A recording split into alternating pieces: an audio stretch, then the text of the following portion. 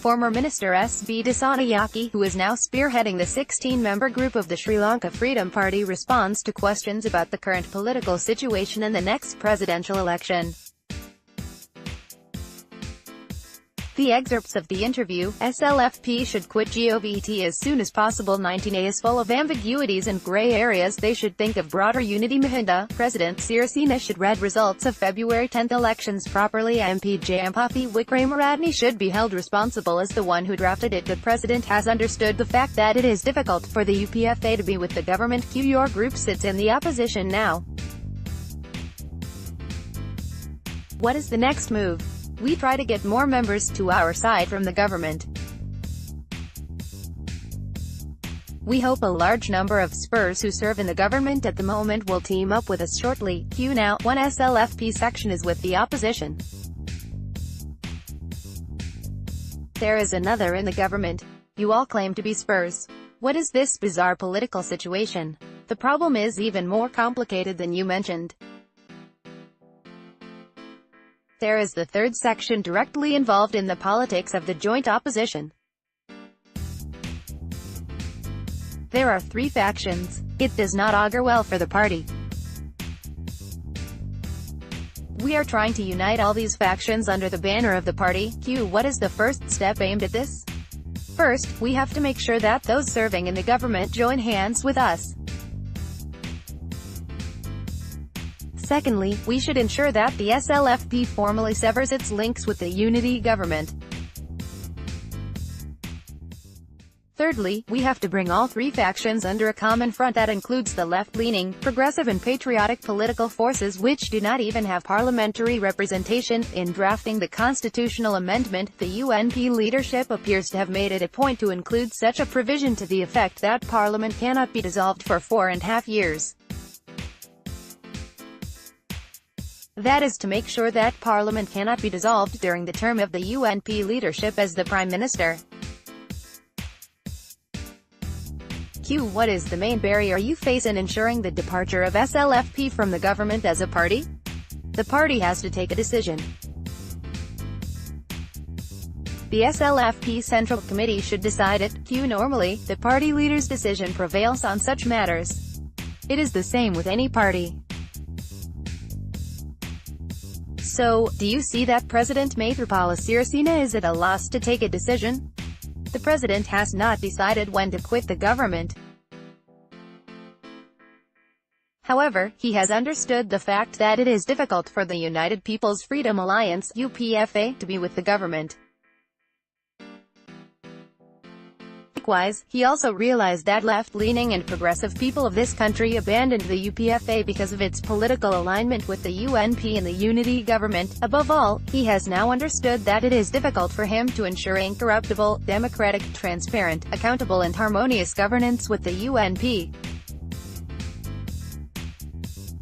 He has realized that it is impossible to carry out sustainable development in the country with the UNP. It is impossible to live up to such ideals with the present UNP leadership.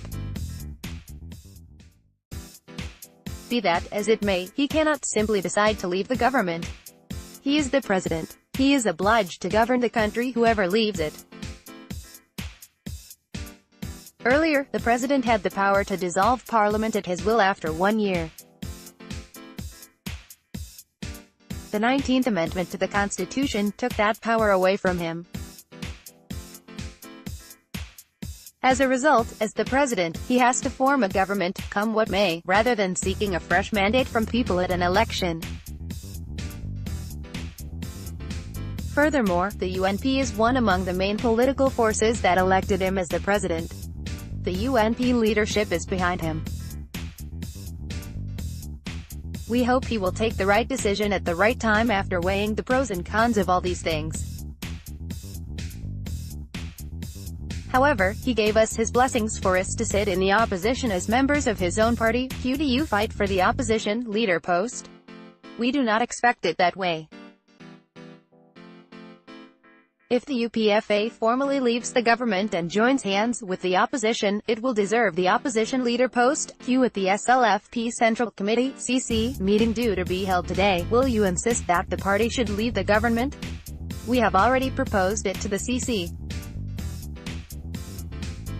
I proposed it along with MP in Europe Priyadarshana. We don't expect it to be adopted today.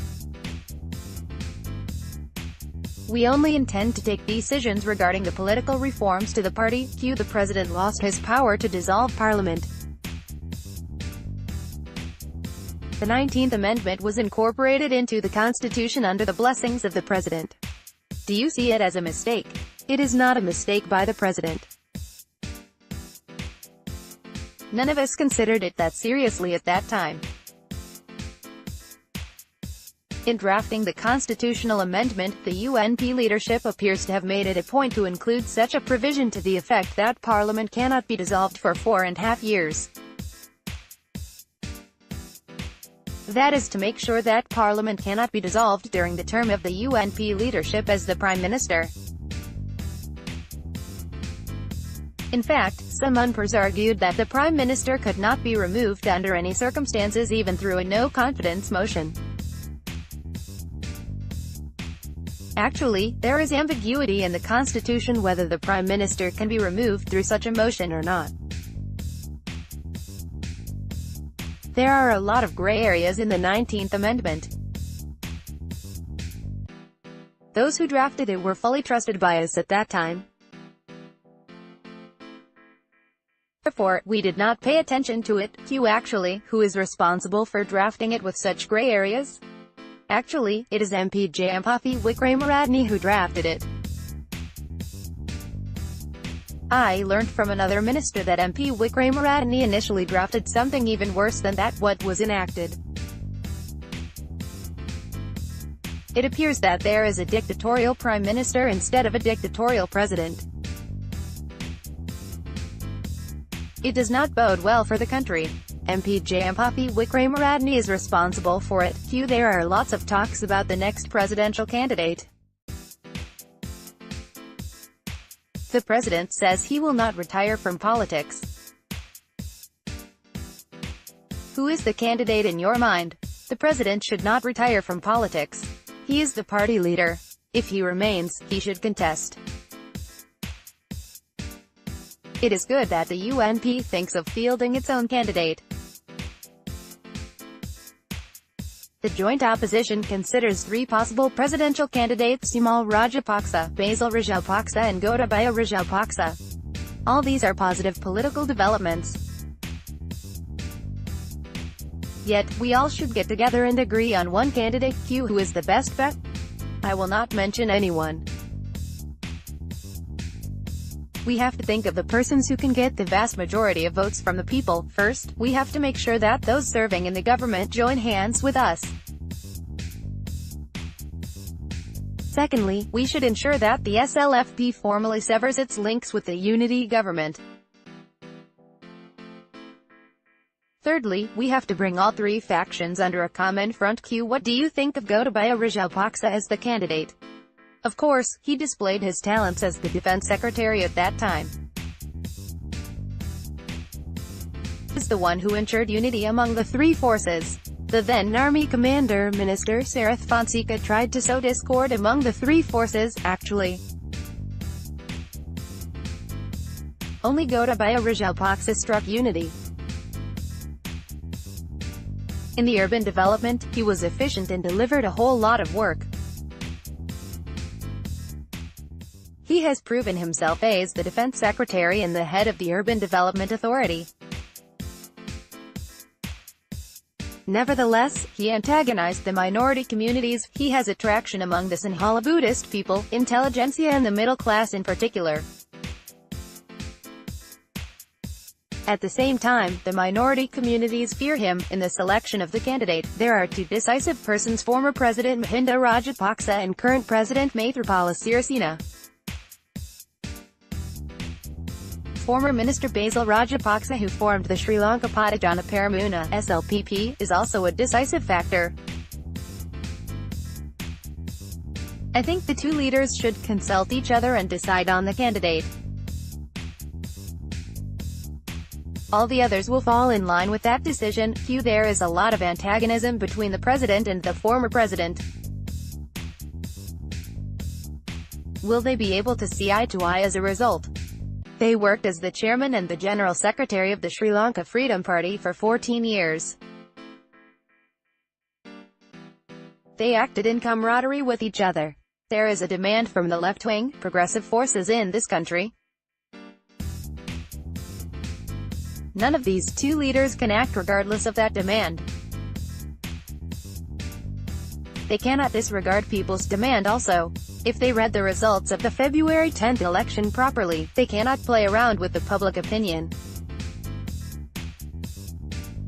They have to think of a broader unity. The SLPP won the elections on February 10. However, President Sirisena emerged stronger in areas where the minority communities are concentrated.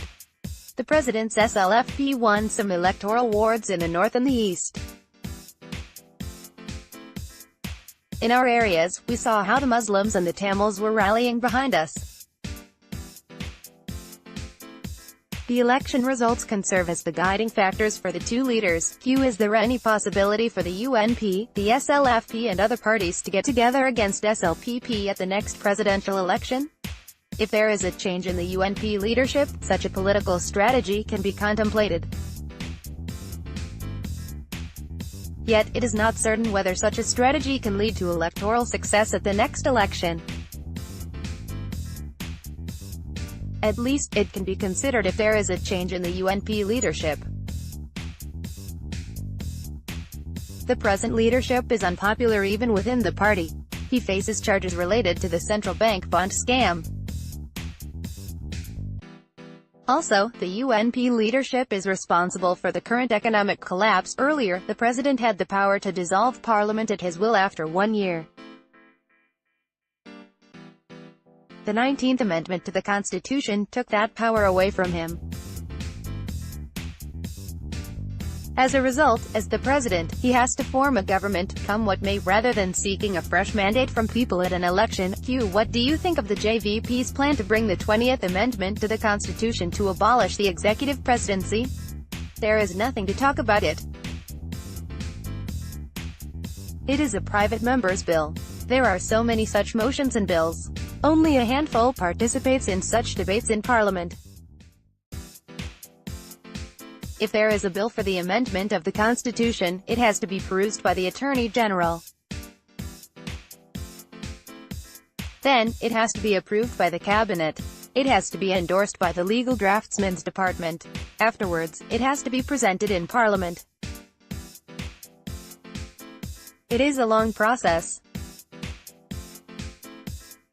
Anybody can write such a motion on a piece of paper during leisure time in Parliament after meals. The UNP sought the Somurti ministry for them this time. You are the founder of that movement. What do you think of it? As soon as I ceased to be the subject minister in the past, the movement never lived up to its founding ideal, poverty alleviation. The poverty level has dropped to 6% now. How applicable is the Somurti movement now? I think the former government led by Mr. Mahinda Rajapaksa should be credited for it. While fighting a war, that government achieved the target. It was achieved despite that government being affected by the world economic crisis, food crisis and fuel crisis. Our economy was developed despite all that. Our GDP grew. The per capita income grew. We had increased foreign reserves.